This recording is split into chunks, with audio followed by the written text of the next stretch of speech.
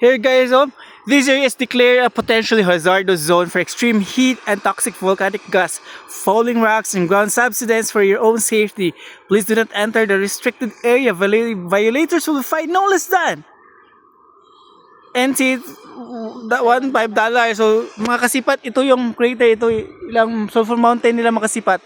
Ito pala yung active volcano nila makasipat. Active volcano makasipat. Can you hear the sound makasipat? Tignan nyo. If you can hear the sound, parang whizzing sound guys.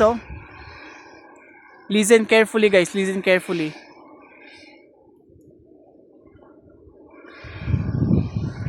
A volcano we can't see because it is raining. The sound that you can hear right now guys, like a whizzing sound, is there the actual active volcano, the crater guys. Can you see guys? That is the crater guys, the crater of the active volcano guys, here in Taiwan guys. So we're actually in the very more or less 50 feet from the actual crater guys.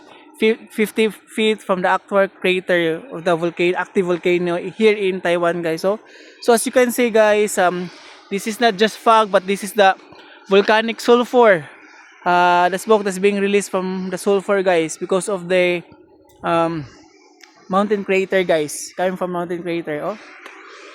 You see guys,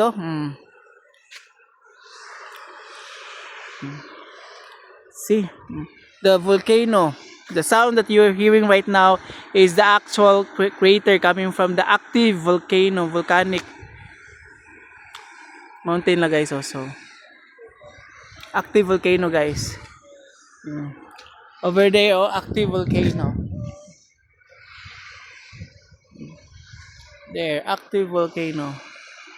That is the crater guys, there. We cannot see because of the massive smoke coming from the volcano guys.